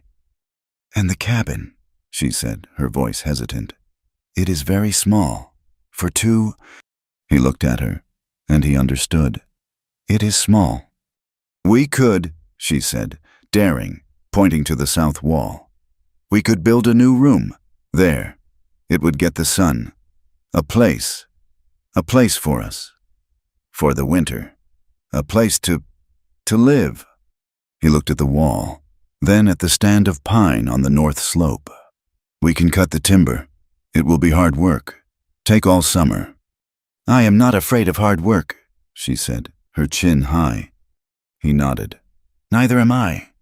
They were planning a future, a room, a garden, a cellar, a life. The idyll lasted 3 more weeks. 3 weeks of sun, and hard work, and shared meals, and quiet nights spent in each other's arms. Then, one high, clear afternoon, it ended. They were in the garden, clearing the last of the stones. Lena was laughing, a sound that had become as natural as the creek's gurgle, as Elias lifted a truly massive, impossible rock. He stopped. The rock, held halfway, was forgotten. His head was up, his body tensed. He was a hunter. Listening, he stared, not at her, but down the valley, down the thin, winding trail that was the only path to his cabin. "What is it?" Lena asked, her laugh dying on her lips. "A rider," he said, his voice flat, all the warmth gone. She dropped the stone in her hand. She followed his gaze. A black dot, a man on a horse, moving slowly, picking his way up the trail. "A trapper?" she said, her voice a thin, hopeful whisper. "Maybe he's lost." "Maybe," Elias said. He did not take his eyes off the dot. He stood, frozen, for a long minute. Then the rider stopped, and a second black dot emerged from the tree line, joining the first. 2, Elias said, and the word was a death knell. Lena's blood, which had been warm and flowing, turned to ice. She did not need to see their faces. She did not need to be any closer. 2 riders, coming for her, one to claim, one to watch. She knew. She was back at the post, the chain cold on her wrist, the taste of blood in her mouth. Lena, Elias said, his voice hard, but not directed at her. Go inside. Stay away from the window. She did not move. She was frozen. He strode past her, his face a mask of iron. He went into the cabin. She heard the sharp, metallic click-clack of the lever. He was loading the Winchester. He came back to the door, the rifle resting in the crook of his arm. He leaned against the door frame, a solid, unmovable boulder of a man. He won't take you back. The words, so simple, so absolute, broke her paralysis. He was not running. He was not hiding. He was standing. The riders made camp down the trail, just out of rifle range. They were confident. They would wait for morning. They knew they had their quarry trapped. Night fell. The cabin, which had been a home, was now a fortress and a trap. Elias was all business. He checked his ammunition. He had a second rifle, an older, heavier caliber one. He loaded it, checking the action. He propped it by the door. He sharpened his axe. He did not speak. Lena sat on the cot. She watched him, this man, this quiet, broken man, who had shown her what it was to be whole, this man who had saved her, who had taught her, who had loved her, and tomorrow he would die for her. Elias, she said, her voice quiet but clear. He looked up, his eyes hard, his face shadowed. If I run, she said, her voice gathering strength, if I go right now, while they sleep, I can go north, over the pass. It is dark. They will not see me. He will follow me. He only wants me. He will leave you be. She stood up. This is not your fight. It was never your fight. He stopped what he was doing. He walked over to her until he was standing in front of her. He was so tall, so solid. He crouched, so his eyes were level with hers. He took her hands. They were cold. He chafed them in his... I have been hiding for 10 years. Lena, he said, his voice a low, rough rasp. I have been running. I ran from Kansas. I ran from everything. I came up here to let the world forget me. I am done hiding. He looked into her eyes, and she saw, for the one true, final time, that the ghosts were gone. There was no fear. There was no grief. There was just her. And so are you, he said. This is our home. He is not taking you. He is not taking this. He is not setting foot on our land. He stood, pulling her up with him. Let him come. She looked at him, this man who was willing to stand against the whole brutal world for her. The fear was still there, a cold knot in her stomach, but beneath it, a new, hard fire was kindling. A fire he had lit. She nodded. Once. That night, sleep was impossible. The air was too thick, the future too short. Tomorrow, they would face the guns. Tomorrow, one, or all of them, would be dead. The knowledge stripped away everything but this one last night. He came to her, at the cot. He stood before her, the moonlight from the window painting him in silver and shadow. He did not speak. He just looked at her, his eyes drinking her in, as if to memorize her. She reached out her hand. She pulled him down. They made love? It was not the slow, reverent union of their first time. It was not the tender, playful exploration of the days that followed. It was fierce. It was desperate. It was two living, breathing souls, clinging to each other on the very edge of the abyss. It was a defiant, furious human act. It was a promise. It was a farewell. It was a battle cry. It was all the words they did not have, all the future they would not get. They were claiming each other, one last, final time, in the face of the men who were coming to tear them apart. It was a fire against the endless, coming cold. The sun rose on a day that felt like a betrayal. It was a beautiful, clear mountain morning.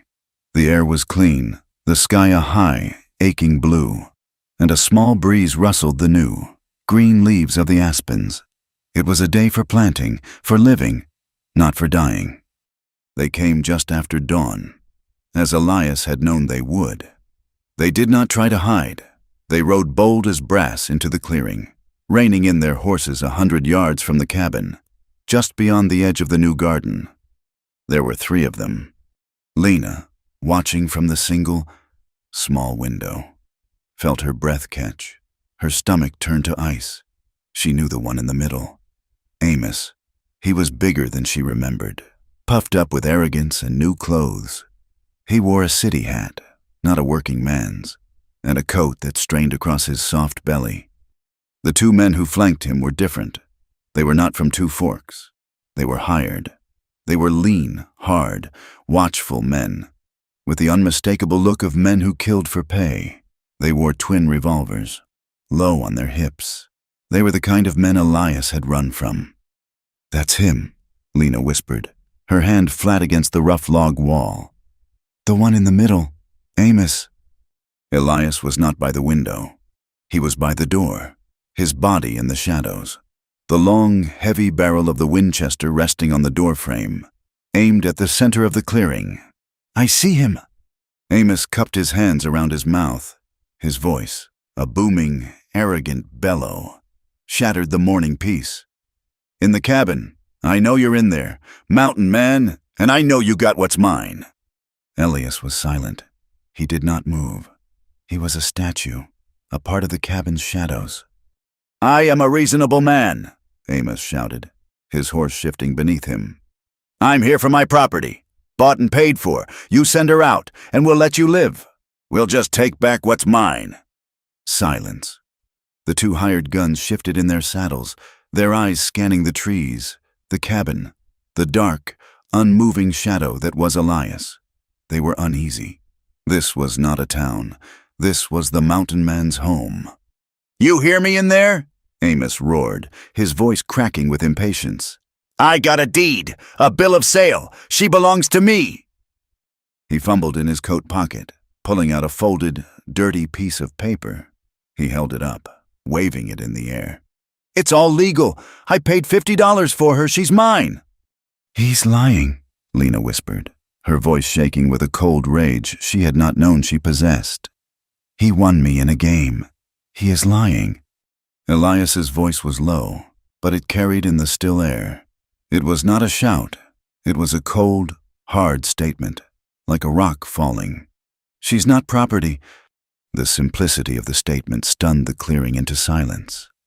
Amos, his hand still in the air, looked confused. "What'd he say?" one of the hired guns muttered, leaning toward Amos. "He said she's not property," Amos sneered, his red face darkening. "Think you're a moral man. Up here, a preacher. She's a whore, and she's mine." Elias's hand tightened on the rifle. "Ride out," he said. "Ride out now. This is your only warning. You are not welcome on this land." "My land?" Amos bellowed, a furious, wet laugh. "This is nobody's land, and you ain't nobody. You're just a filthy trapper. You think you can steal from me? From Amos?" He turned to his men. "He's just one man. This'll be easy." One of the hired guns, the leaner one, with a long, pale scar down his cheek, spat on the ground. "This ain't easy. Amos, this is his box. We're in the open. You ain't paying us enough for this." Amos's face contorted. "What? You're backing down?" "I'm saying," the man said, his hand resting on his gun. "This is a standoff, and the man in the box usually wins. You want her, you make him come out, or you burn him out." Amos seized on the idea. That's it. Burn him out. We'll burn the whole damn cabin. Burn it to the ground. He looked at the cabin, his little eyes full of spite. You hear that, mountain man? Send her out, or we'll smoke you out like a rat. We'll burn your whole filthy life down. Lena's garden, the new room, the life they were building. She looked at Elias. His face was a mask of cold, controlled fury. He will not burn this home. He stepped back from the door, into the cabin's gloom. Lena, go to the stable. What? No, I am not leaving you. You are not leaving, he said, his voice impatient. He grabbed the heavy, older caliber rifle and thrust it at her. The stable. There's a knothole on the left wall. It looks over the clearing. You know how to load this. She looked at the heavy gun. It was not the one she had practiced with. It is loaded, he said, as if reading her mind. You aim, you brace, you squeeze, just like I taught you. You do not fire. You understand? You do not fire, unless I am down, or unless they try to light the fire. You aim for the one with the scar. She was terrified, but she was not the girl from Two Forks. She nodded, her face pale, but her eyes resolute. I understand. Go, he said. Through the storage. Stay low. There was a low, covered trench, dug last fall, that connected the cabin's small root cellar to the stable. It was for moving supplies in deep winter. Now, it was a battle line. Lena crawled through the dark, cold earth, the heavy rifle digging into her back. She smelled the damp soil, the scent of her potatoes, and the fear, sharp and metallic, in her own throat. She emerged in the warm, animal-scented darkness of the stable. The horse, sensing her fear, whinnied. Shh, boy, she whispered. She found the knothole. She rested the heavy barrel in it. She had a clear view. She could see Amos and his men, still mounted, arguing. She could see the cabin. She could not see Elias. She was alone, in the dark, with a rifle, and the men who had come to take her. But she was not at the post. She was not chained. She was armed. The day dragged on. The sun, which had been a comfort, became an enemy. It beat down on the clearing. Amos, unused to the thin mountain air and the heat, was visibly wilting. He and his men had dismounted, taking cover in a small stand of rocks. Just at the edge of the clearing, they were out of easy range, but they were not leaving. This is stupid, Amos yelled, his voice hoarse. We can wait. We got supplies. You gotta come out sometime. You gotta get water. We've got the creek, Elias's voice called back, disembodied, from the cabin. We've got a spring in the cellar. We've got food for a year. You? The silence from the rocks was his answer. This is a mistake, Amos, Lena heard the scarred man say, his voice a low, angry growl. He's dug in. He knows this place. We're on his ground. Shut up, Amos snapped. Just shut up. He's one man. We'll wait. The sun crawled, a burning, indifferent eye, across the sky. In the cabin, Elias did not move from the door. He was a creature of absolute patience. He had waited 10 years for his rage to die. He could wait 3 days for these men to make a mistake. In the stable, Lena sat, her eye pressed to the knothole, the heavy rifle in her lap. Her arms ached. Her back was stiff, but she did not move. She watched. She saw a bird land on Amos's horse. She saw the scarred man clean his fingernails with a knife. She saw the world, her world, held hostage. As the sun began to dip, painting the western sky in fire and blood, the tension broke. I am done with this, Amos roared, standing up from the rocks. I am not spending the night out here. I am burning him out, now! Sit down, you fool, the scarred man yelled, pulling him back. They'll pick you off. No, I'm doing it. Amos was in a full-blown, childish rage. He pulled a flask from his pocket, drank deeply, and threw it to the ground. He thinks he's better than me, that mountain goat. I'll show him. He fumbled in his pockets, pulling out a match.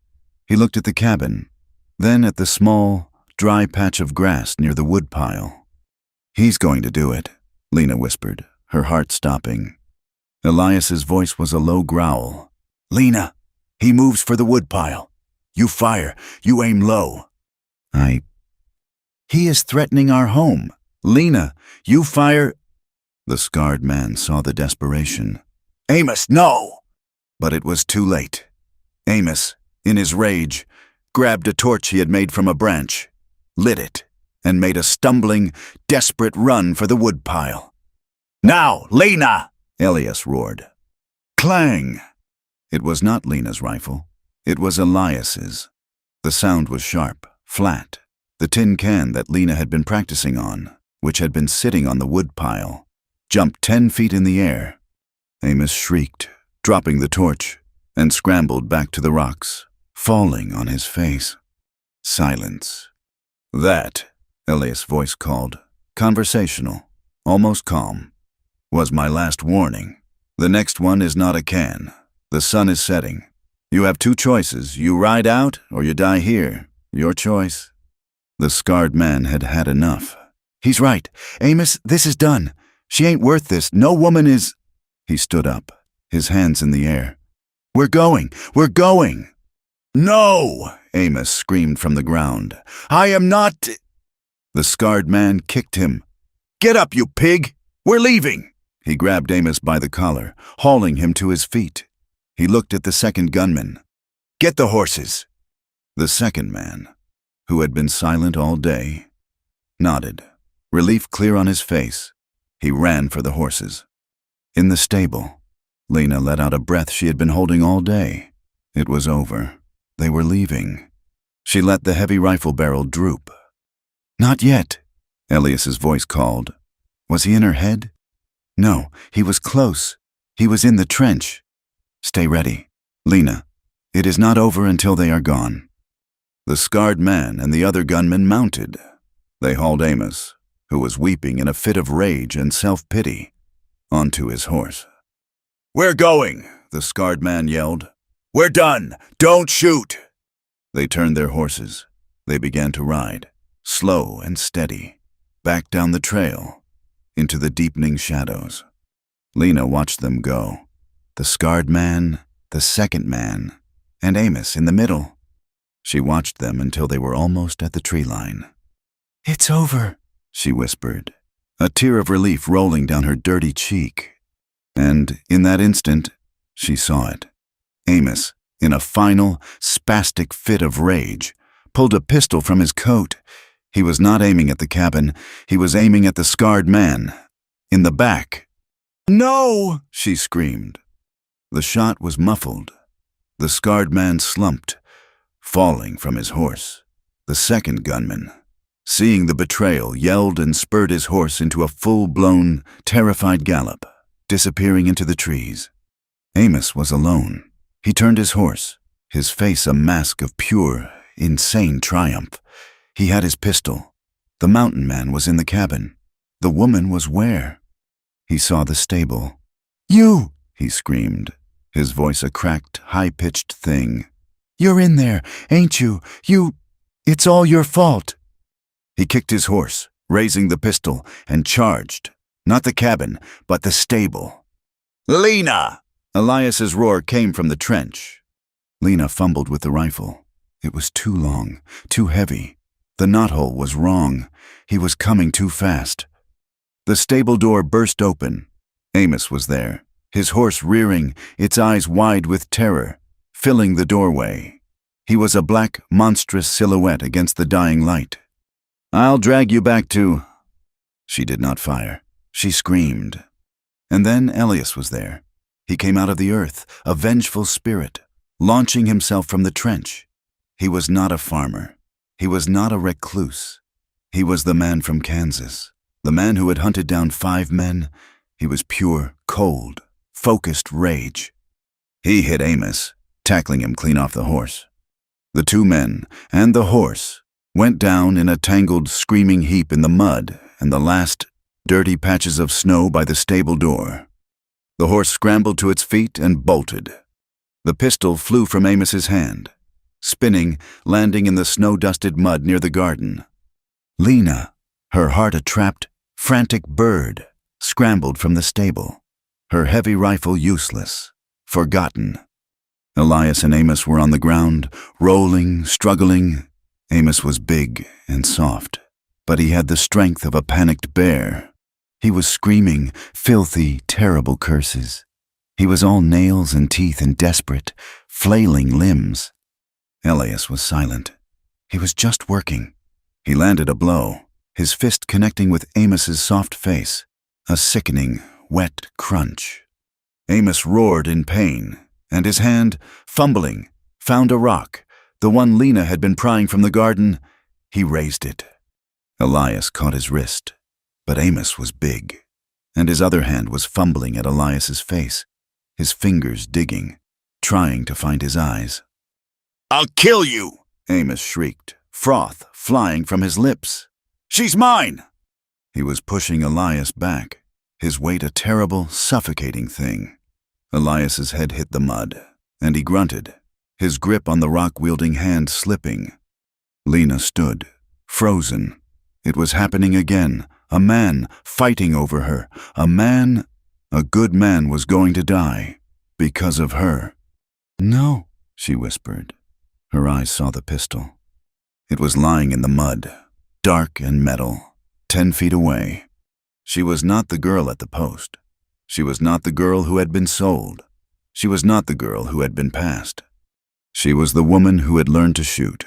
She was the woman who had planted a garden. She was the woman who had chosen. She ran. She slid in the mud, her hands fumbling, grabbing the pistol. It was heavy. It was cold. It was real. Amos, seeing her, let out a howl of pure, triumphant rage. "See, she's come back to me!" He was still on top of Elias, his hand raised. Lena stood. She raised the pistol with both hands. Just as Elias had taught her, she braced. "Get off him," she said, her voice a low, cold, terrible thing. Amos froze.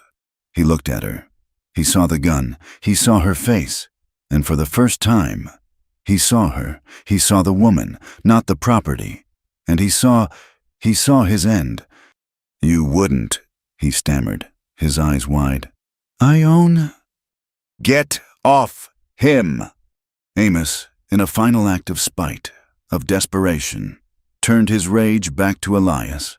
"If I can't have you." He raised the rock, bringing it down. Clang!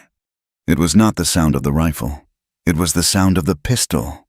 The sound of the shot was flat and small and terrible in the dusk. Amos stopped. His body went rigid. The rock fell from his hand, thudding softly on Elias's chest. He looked down at his own chest, where a dark, wet, red flower was blooming on his fine city coat. He looked at Lena. His mouth opened. He looked confused, as if he had been cheated. A small, gasping, wet sound came from his lips. And he fell. He did not fall like a man. He fell like a sack. He crumpled, sideways, off of Elias and lay twitching in the snow and the mud. He gasped. Once, twice. His legs kicked. And then he was still. Silence. The world went silent. The high ringing in Lena's ears was the only sound. The wind had stopped. The birds had stopped.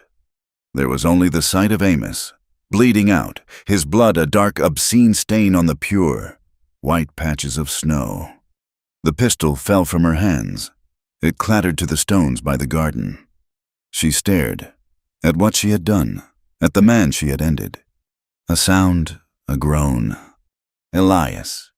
He was pushing the dead weight of Amos's arm off his chest. He was sitting up, his face a mask of mud and blood. But his eyes were on her. He got to his feet. He was slow. He was aching, but he was alive. He walked to her. He did not look at the body. He did not look at the gun. He looked at her. She was trembling. A full body, rattling, violent tremor. She was back at the post. She was cold. "Lena," he said. His voice was raw. She looked at him. She saw the cut on his cheek. She saw the mud in his beard. She saw him. He reached her. He put his hands on her shoulders. "It's over," he said. And she broke. She did not weep, as she had in his arms. She did not cry, as she had in her sleep. She broke. It was a full, catastrophic collapse, a keening, animal wail of a lifetime of terror, and pain, and rage, and fear, and relief. Tore itself from her throat. Her legs gave out. He caught her. He did not let her fall. He pulled her close, wrapping his arms around her, holding her up as the sobs tore through her, holding her as she screamed and wept and let go of all the years, all the pain, all the chains. He held her, his own face pressed into her hair, his eyes closed. He held her tight, a living, breathing, solid wall against the terrible, final, bloody silence of the coming night.